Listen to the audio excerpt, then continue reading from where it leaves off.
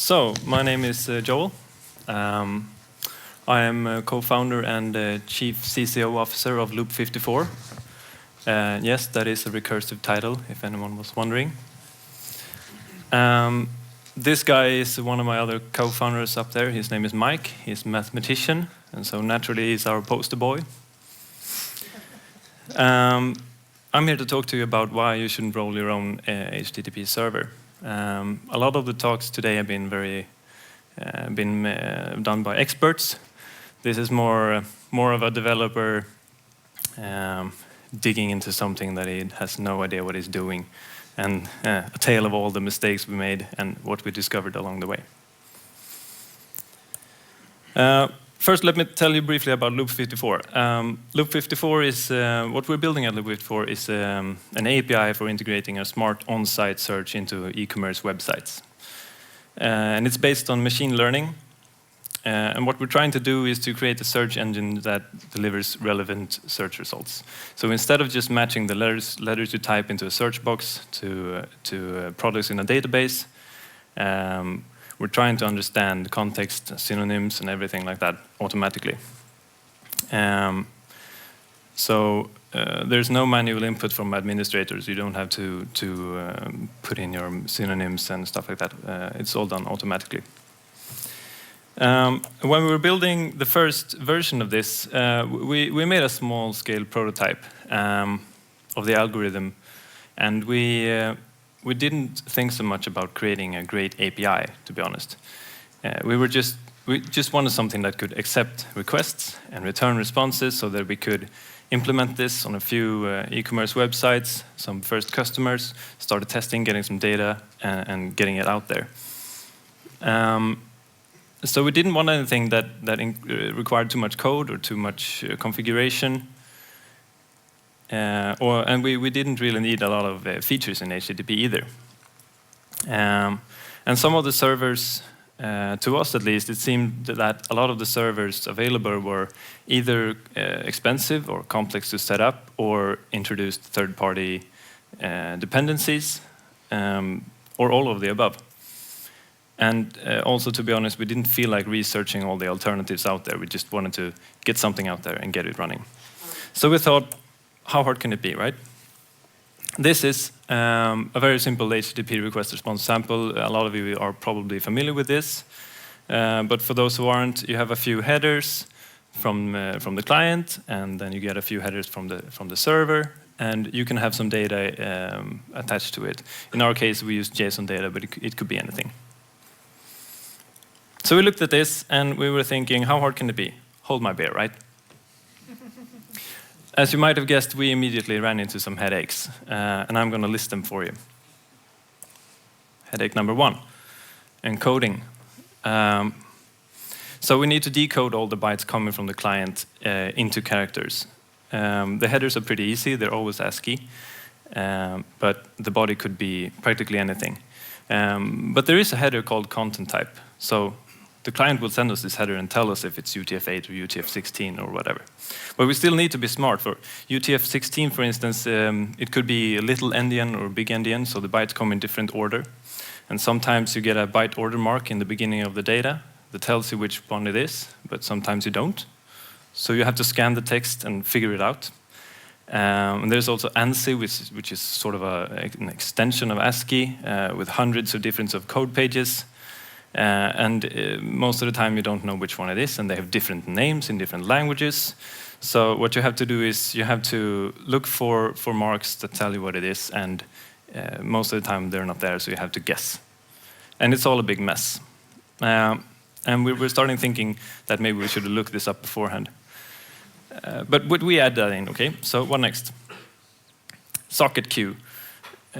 Turns out reading TCP messages from a queue isn't as easy as 3 lines of code. We still need to do some configuration. For instance, what if we had a bunch of threads in our server working on the requests, and then we get more requests than our threads can handle? We could increase the number of threads, of course, but that kind of spirals out of control after a while. So we need to have a queue to put all the requests in. We didn't, so we started dropping requests, which is fine because TCP makes sure that all the dropped packets will be sent again, but it will take a while, typically 3 seconds on a new connection. So we were getting 3-second response times on a fast search API. It's not okay. So we had to add a queue. It's not rocket surgery, but we did it. And the next one is content length. When we were doing our testing, we were testing with really small examples of requests, and they would all fit in a single TCP packet, so we would just read it and process it and return a response.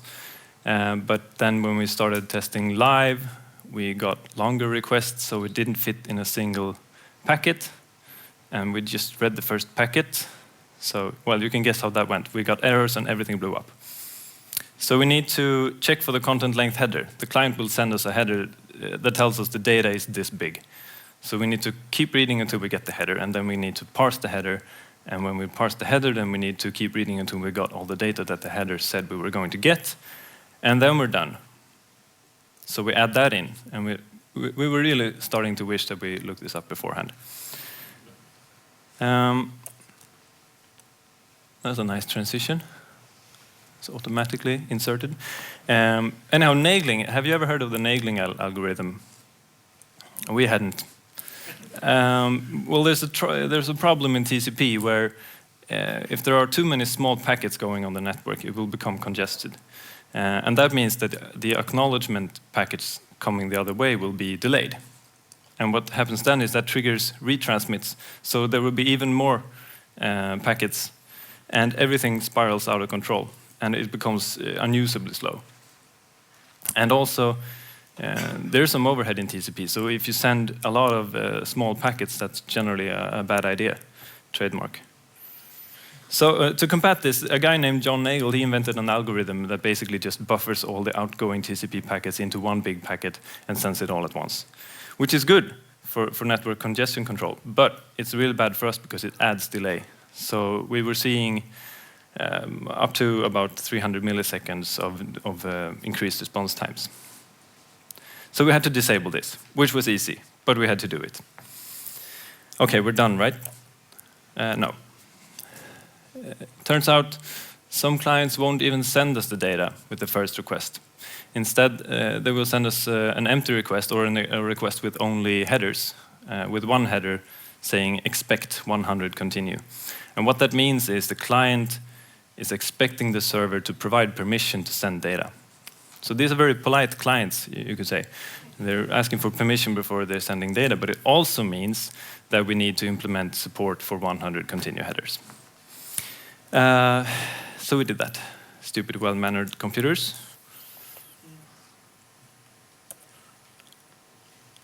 And by now, I think you can guess that we've been running through a few versions of this API, fixing things all the way. And we've also been implementing and onboarding new customers all the time. So they're using different versions of this API, and we all know how hard it can be to get customers to upgrade to the latest version, especially when you release like one version a month. If we would have done this properly, we would have had different routes, or we would have had feature flags, or some way to control different versions. We didn't do it properly.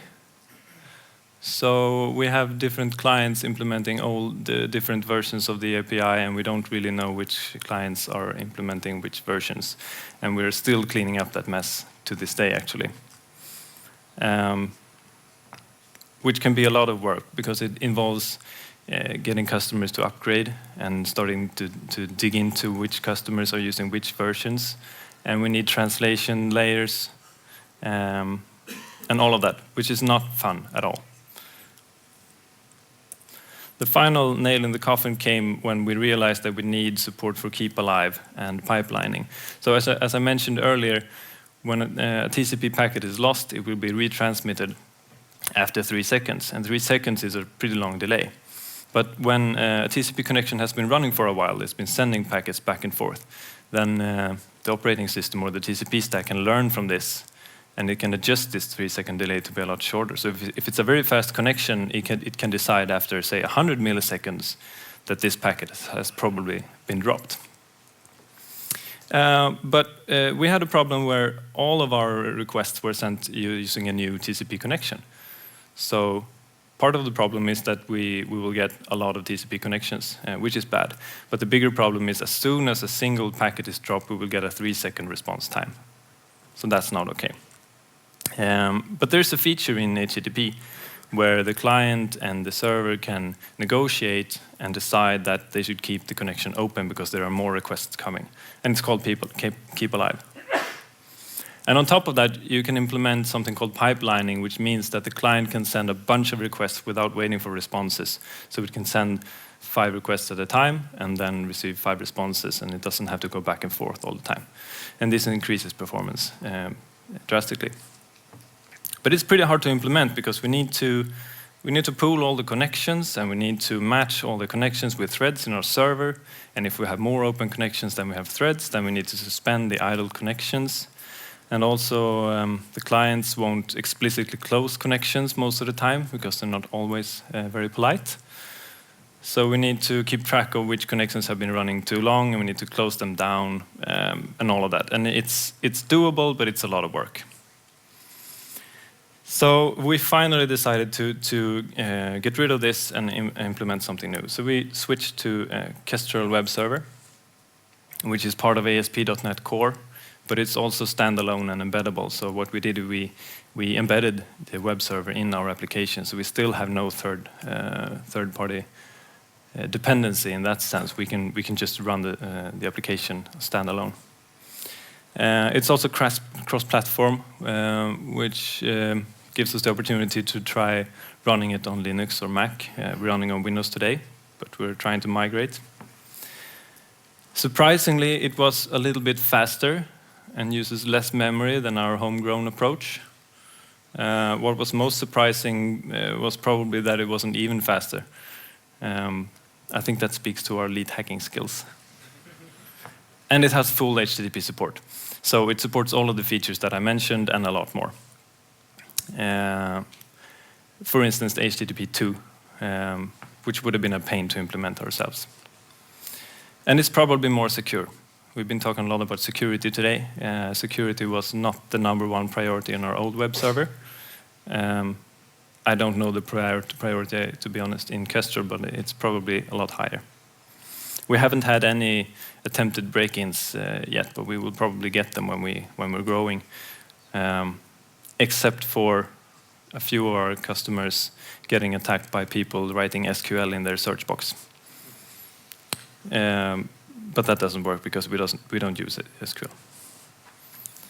So my ultimate advice to anyone who is tempted to just build your own super simple HTTP server to serve your APIs, don't do it.